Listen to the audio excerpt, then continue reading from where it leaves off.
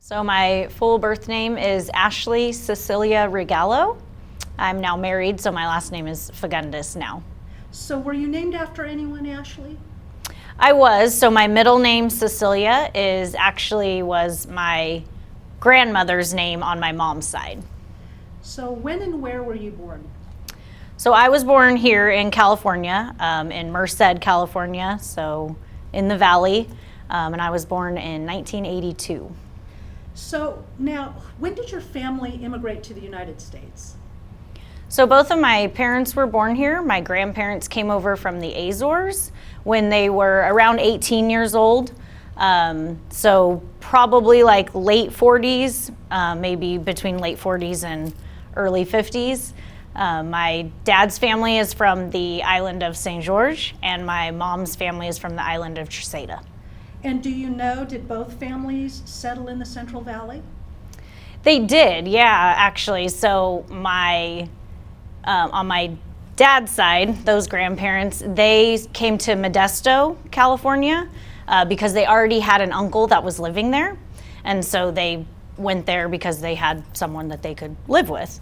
And then for my mom's side of the family, my grandfather actually settled in Artesia down south, but didn't stay there long, ended up moving up north to the valley in the Snelling, like Hopeton area, kind of a small town, so not sure if people will recognize that, but that's where he ended up, again, because more family came and just to stay connected. Do you know why they left the Azores? For more opportunity, better opportunity. Education was really big on my dad's side of the family, and I think, just the United States, they knew other family members that were here that were having much more opportunities, even from like a business standpoint. So just to kind of live a better life and provide a better life for their children. So when they did come to the Central Valley, did they go into agriculture? What were they doing in terms of work? Yeah, so my dad's family, they actually would work on dairies and different things like that. My mom's family, same thing when they first moved here. Eventually, my mom's family ended up starting, my grandfather started his own dairy with a cousin, and then that separated and was just my grandfather, and then his sons came in on it. So they've worked in the dairy industry, I guess is what you could say, as far as agriculture in the beginning of them coming here. And did anybody stay in agriculture, or did they move on to other industries? Nope. The family dairy on my mom's side stayed in the family up until a few years ago. We still have a lot of people that still work in agriculture. My father actually taught agriculture in the high schools for over 30 years. My sister works for a farm credit company. We have people that are responsible for managing different crops and farms. So it's definitely, agriculture is still in our life. Played a big role in my life growing up as well. So how did it play a big role in your life? I think for me, with my grandpa having the dairy, we were out there a lot because my mom is one of 5 children, and so there's 3 boys and 2 daughters, and all 3 boys and my grandparents lived on the dairy. So the majority of the family was out there. So every weekend, pretty much every holiday, that's where we all went. So I always like to say I was born and raised on a dairy, even though I really wasn't, but that's where we spent the majority of our time. And so having that connection also shaped us growing up. My dad taught ag, like I mentioned. Having that, we were very familiar. Like, we got into 4-H at a very young age. We got into FFA in high school. We showed animals at the fair, at the county fairs and things like that. I was an FFA officer, and so it's just always kind of been a part of who we are, Well, it sounds like you grew up having very strong bonds to your extended family, like your grandparents. Can you describe that? That isn't something that a lot of American kids have, you know, where they have those kinds of relationships. How did that define you in your childhood growing up? Yeah, I'm very fortunate, I think, for that. My dad's parents passed away when I was very young. I want to say I was maybe 8 years old when my grandfather passed away, and my grandmother had already passed before that. So my memories of them are much lesser than the ones I have with my mom's grandparents, because like my mom's dad, my grandfather on that side, he didn't pass away till I was in my late 20s. Okay, so that's like a huge, I had 20 more years with him. So we definitely have a lot more memories, but we were always close to both sides. My dad is one of 9 siblings. So just first cousin wise, I have like over 25 first cousins. So that right there makes us pretty unique. And the majority of us all grew up in the Merced Atwater area. So holidays were huge. We are all still very close too, which I think is kind of unique, even though we've all kind of spread out. Some are in different states, some are in different parts of California, but we still try to uphold as many traditions as we can. And we definitely are a close-knit family, and I truly, truly appreciate that. And I think it's definitely helped me to like respect relationships and like understand unconditional love and values like that you may not get without having so many people on your team, Well, let's talk a little bit about values and tradition and family, specifically as it's kind of tied to the Azores and to being Portuguese. Now, I imagine with your grandparents, it was important to them to maintain an Azorean identity, even though they were here in the United States. Can you tell me what it was like growing up in a Portuguese family? Were you always aware of the fact that you were Portuguese? Well, it was very loud, because we are very loud people.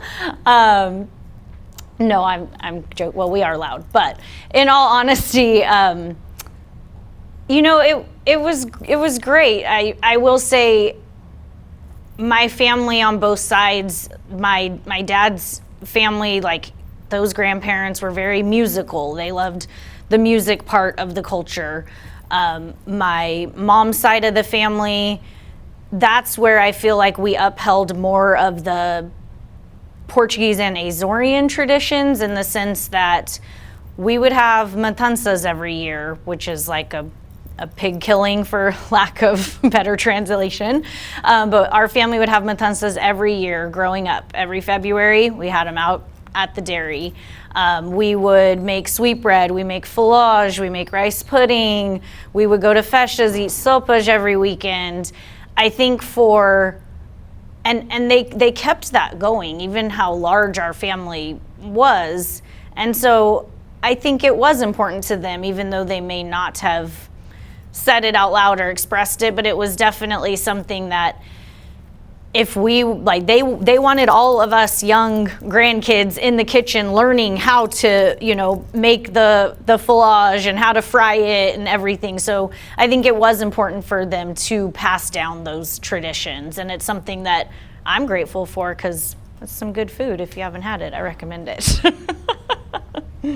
So were the boys and the girls equally expected to be in the kitchen learning these things, or were there certain things for the grandsons as opposed to the granddaughters? Yeah, I would definitely say they come from a much more traditional view. As far as, it was definitely the women in the kitchen.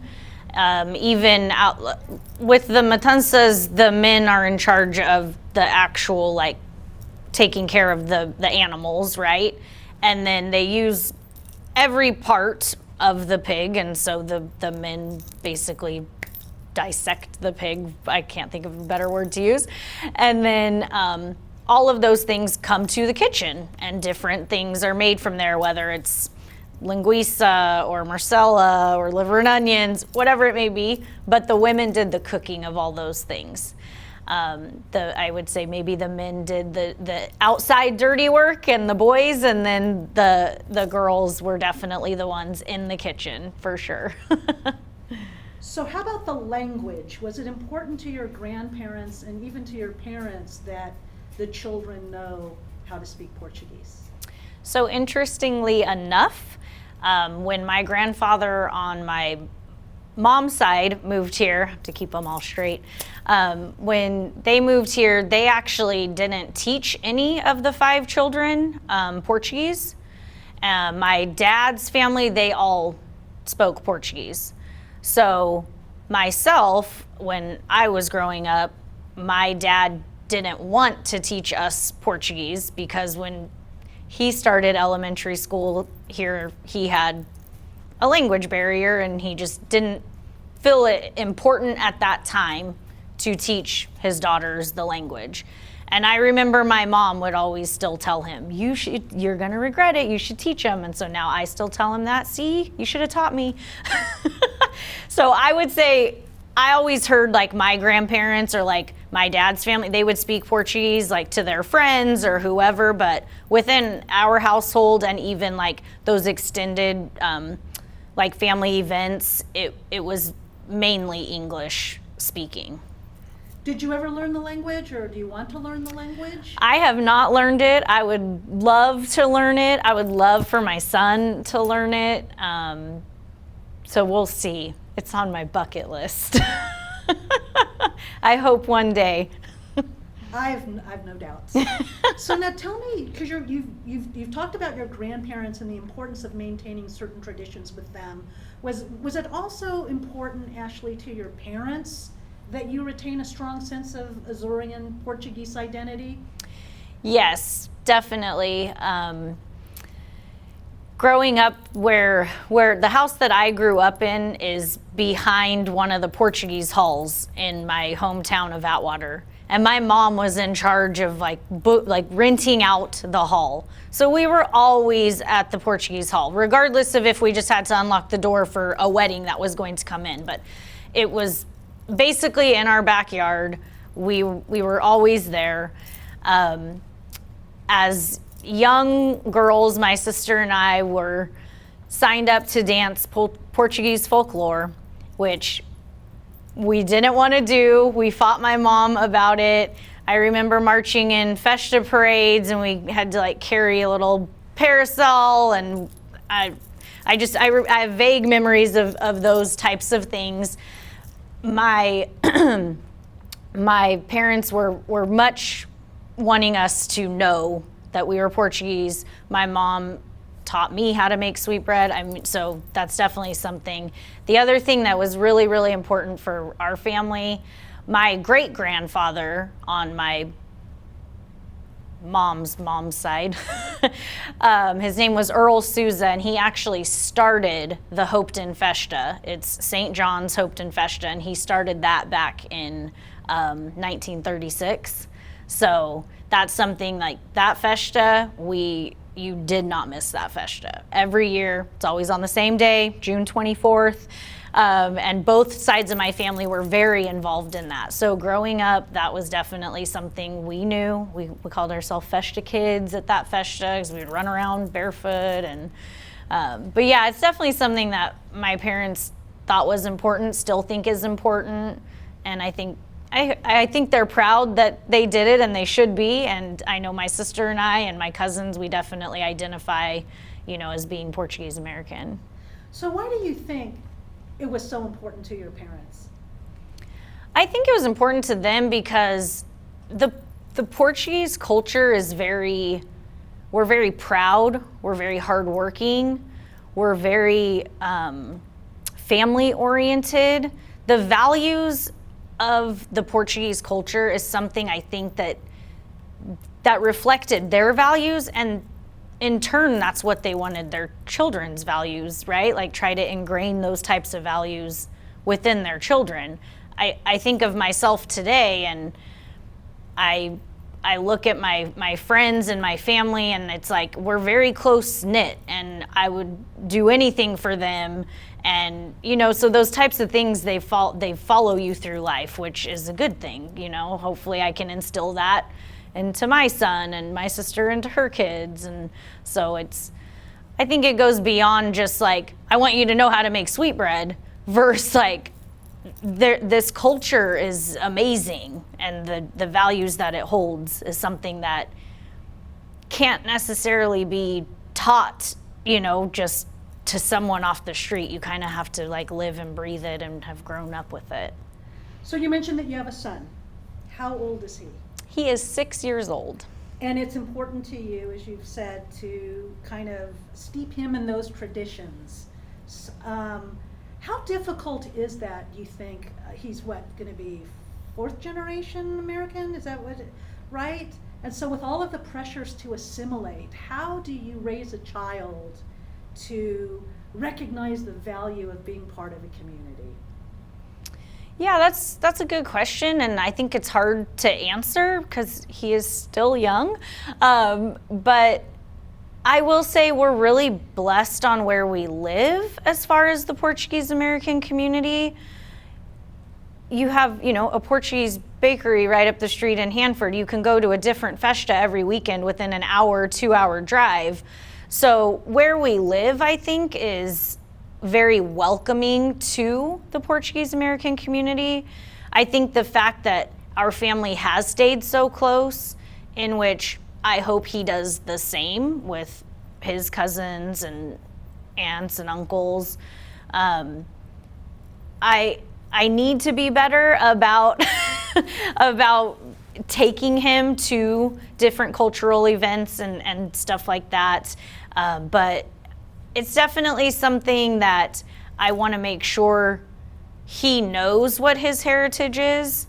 And I do explain to him, because he will help me when I make sweetbread, or if I make sopas. So I teach it, but they're still so little. He's like, can I just go play baseball? So, but I'm gonna definitely keep trying. Well, let's talk a little bit about festas now. So you've been involved with them in the past, right? And you were an attendant? Correct. Can you explain what that is? Sure. So most festas are honoring a specific saint, and every festa has what they call a queen. So the history of the festa goes all the way back to Portugal and Queen Isabel and taking care of the poor.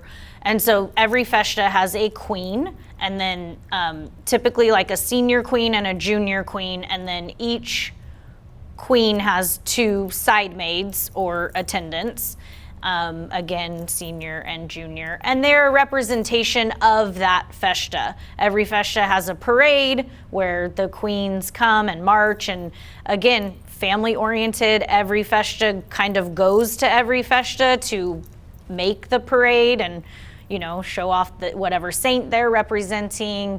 The dresses that are made are very intricate, gorgeous, very detailed. So I served as one of the side maids for the Holy Spirit Festa in Atwater, and it was a wonderful experience. I'm very grateful that I got to do it, but I did that probably in my late teens, might have been my early 20s, honestly, but I grew up going to festas. Like I mentioned, we did not miss St. John's in Hopeton. We would, because we were dancing in dance groups, we would go perform at different festas. So it's just always been a part of my growing up, my summers from May to August. You're definitely visiting a few festas. So what role do festas play in your life now?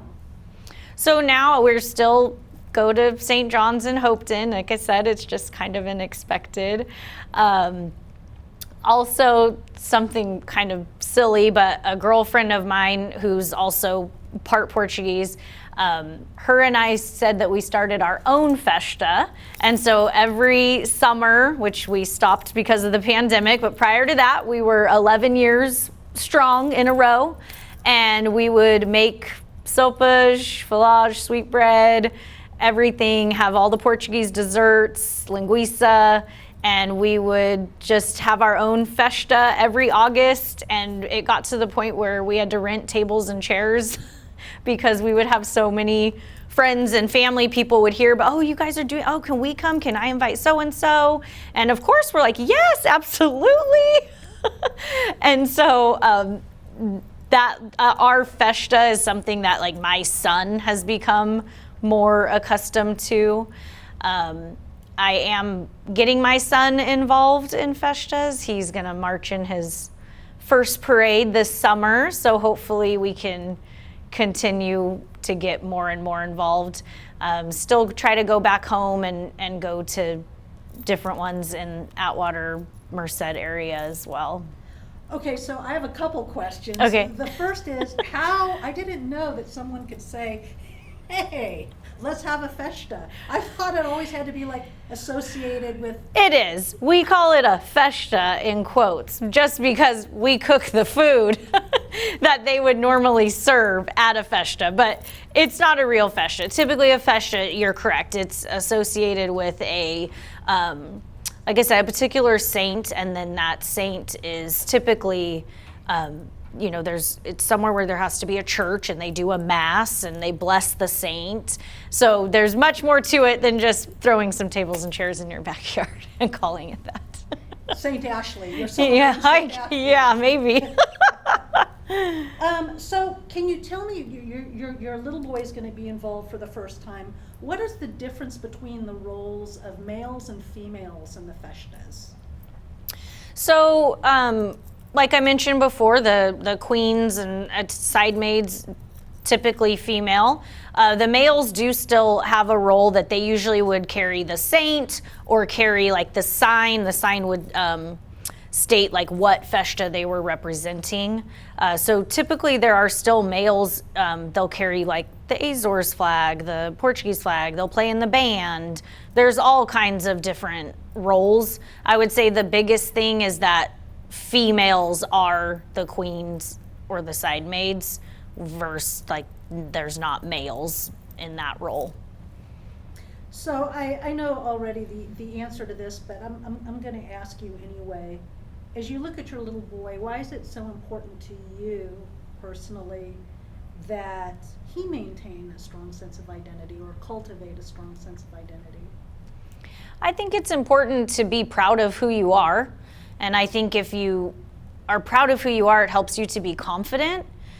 We're transitioning into this world of, you know, everything is social media and people want to grow up much faster than they should. And it's so easy for kids to get picked on or even adults to get picked on. And I just want him to be able to have confidence, you know, I've made so many friends outside of my family and the school I was going to because I went and got involved in the Portuguese American community and folklore groups and festas. And I have people that I'm still friends with today that I never went to school with them, you know, so for him to have other outlets, I think is important. But I think if you have a strong background and like pride in who you are, where your roots came from, it's just going to help you be more confident in yourself. And I think that that's something that is needed now and probably going to be needed as he goes on because he's only 6. So you're talking about roots. Has anyone in your family gone back to the Azores since your grandparents left? Yeah. Actually, myself, my sister, and my parents, we went back. But that was in 2001 is when we went. So that's the only time I've been. I want to go again. I would love to go again. Just let all this dust settle and hopefully we'll get back there. We talked about going this summer, but everything is still wishy-washy with requirements and precautions.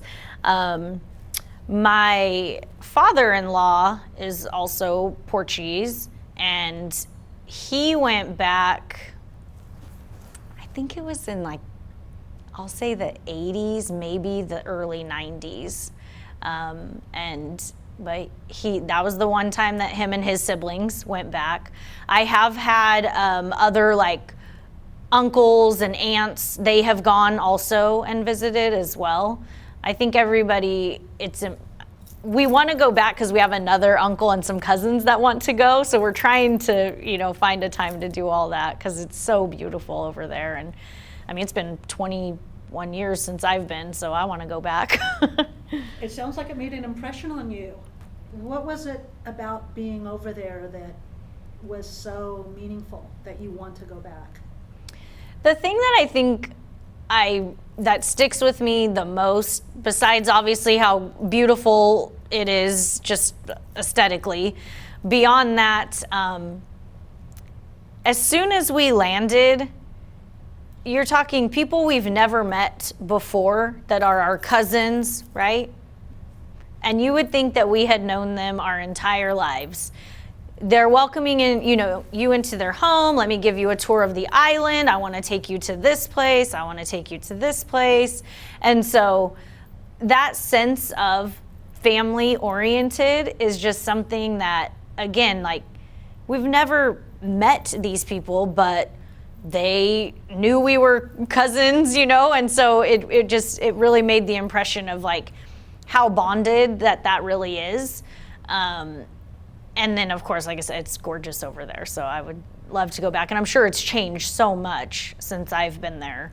But that sense of family, and even when we were there, like my grandparents' house was still standing, so like we got to go see those types of things. And so I'm grateful that I did, because I don't think that they are anymore. So just something like that, like even though that's like a material thing, it was still like so interesting to see. And I've always enjoyed traveling, and I've been to many countries. And so just seeing different like architecture and like, just the traditions of like, oh, you can't, go to a restaurant between these hours because they're not serving food, just things like that, just the nuances of the culture. I've always found that interesting, but because it was Azorean and that's, what I knew of growing up, I think it hit home even stronger. So as a hope to, I imagine, eventually take your son there as well? It would be great, yeah. My husband's never been either, and he's Portuguese as well. So I think it's definitely a trip that we all want to do. I probably wait a couple years for my son, let him be a little bit older, appreciate it a little bit more, survive the long flight. So I have just a couple more questions, and it kind of has to do with what does being Portuguese mean to you? I think being Portuguese means, like I've mentioned, just family oriented, proud of your culture, loving. We're very vibrant people, I feel. I was telling a coworker that I was coming to do this interview, and she said, mention your sweetbread, how everybody, if you make sweetbread, everybody's coming to work that day. So just like sharing that, that love of the culture that we have. I just think we're very, just hardworking and like loving people. And so that to me is what being Portuguese is. And I hope that I reflect that in my professional life, my personal life. I hope I can instill things like that in my son and other people that I meet in life. Well, then I don't think I need to actually ask the last question, because it sounds like you kind of answered it. The last question I usually ask is how somebody feels that being Portuguese has shaped them, as a person. And that's always a hard question to answer, because we don't really think about that. Right. How can we not be who we are? Yeah. But it sounds like you kind of already got at that. Yeah, it's so interesting just working with Denise over the last couple years now on this project, and just the things that you didn't realize, like even saying Azorean American versus Portuguese American. Like my family is not from Portugal, the mainland, like they're from the Azores, but we've always said we're Portuguese, you know? And so just little nuances like that. And it is a hard question because I don't think that people really reflect on how has this shaped me, you know? I mean, I look back now, and maybe it's now because I'm a mom or whatever it may be, and I think about how I fought my mom on being in the, you know, folklore group, and I did not want to dance. And then probably 10 years later, when I was old enough and I was in high school, I joined my own dance group on my own because I realized how important it was to me, and you know, started performing more and going to more and more festas. And so it just turned into this, you know, we always had this Portuguese part of us because we were celebrating the matanças and we were doing, you know, festas and the food, but then I embraced it even more, and then to be, you know, side maid and all of that kind of stuff. And you don't think about how that shaped you because in the moment you're just like, well, this is fun, and yeah, and I want to do this. And now thinking back, I think of all the lifelong friendships I've made, the stories I have to tell, and the, you know, the festas that I can take my son to, the bullfights, any of that type of stuff. And it's so amazing that I've got to experience all that. Like I said, we're very blessed with where we live to keep that culture alive. You don't feel so isolated from it because within a few hour drive, like I say, you could be at one of those events or with people of the same background. So it's definitely been a blessing, and I hope to continue it.